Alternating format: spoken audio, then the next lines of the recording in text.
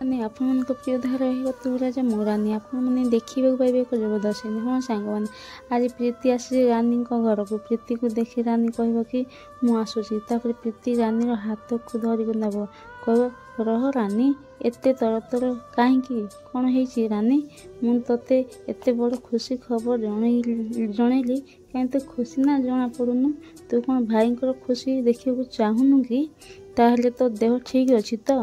ତାପରେ ପ୍ରୀତି ରାନୀର ଦେହକୁ ଚେକ୍ କରି କହିବ, ଆଉ କହିବ ଯେ ବୋଧେ ହୁଏ ଟିକେ ଟେମ୍ପରେଚର୍ ଅଛି। ମୁଁ ଠିକ୍ କହିଲି ନା ରାନୀ? ତାପରେ ରାନୀ କହିବ, ଏକ୍ଚୁଆଲି କାଲି ରାତିରେ ମୁଁ ଟିକେ ଠିକ୍ରେ ଶୋଇନି ତ, ସେଇଥିପାଇଁ ମୁଁ ଏବେ ଯିବି। ତାପରେ ପ୍ରୀତି କହିବ, ହଁ ହଁ ଯା ଯା, କିନ୍ତୁ ହଁ, ମୁଁ ତ ଯେଉଁ କାମ ପାଇଁ ଏଠିକୁ ଆସିଥିଲି, ମୁଁ ତ ସେଇ କଥା ଏପର୍ଯ୍ୟନ୍ତ କହିନି।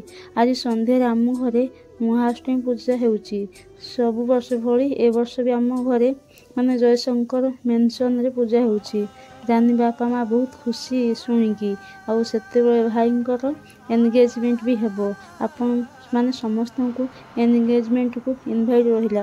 ଏକଥା ଶୁଣି ରାନୀର ପାଦ ତଳୁ ମାଟି ଖସିଯିବ ଆଉ ଦେହରେ ସକ୍ ଲାଗିଲା ପରି ଲାଗିବ। ତାପରେ ରାନୀର ବାପା କହିବେ, ଆରେ ହଁ ମା, ଆମେ ନିଶ୍ଚୟ ଯିବୁ।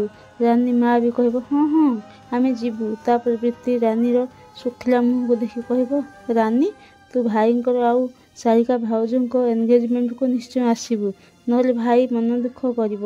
ରାନୀ ବାପା କହିବେ, ହଁ ମା, ଆମେ ସମସ୍ତେ ଯିବୁ। ରାଜବାବୁଙ୍କର ଏନଗେଜମେଣ୍ଟ ଆମେ ଯିବୁନି କେମିତି? ରାନୀ ବାପା ଖୁସିରେ ହସି ହସି ବହୁତ ଖୁସି ହେବେ। ତାପରେ ପ୍ରୀତି କହିବ, ତ ଠିକ୍ ଅଛି, ମୁଁ ତାହେଲେ ଏବେ ଆସୁଛି, ନମସ୍କାର। ସମସ୍ତଙ୍କୁ ନମସ୍କାର କରି ପ୍ରୀତି ସେଠୁ ଚାଲିଯିବ। ତ ହଁ ସାଙ୍ଗମାନେ, ଆପଣଙ୍କୁ କ'ଣ ଲାଗୁଛି? ପ୍ରୀତି ତା ଭାଇର ଏନଗେଜମେଣ୍ଟ ଇନଭାଇଟ୍ କରିବାକୁ ଆସିଛି ନା ରାନୀକୁ କଷ୍ଟ ଦେବାକୁ ଆସିଛି? ଆମକୁ କମେଣ୍ଟ ମାଧ୍ୟମରେ ନିଶ୍ଚିନ୍ତ ଜଣାଇବେ। ଜୟ ଜଗନ୍ନାଥ।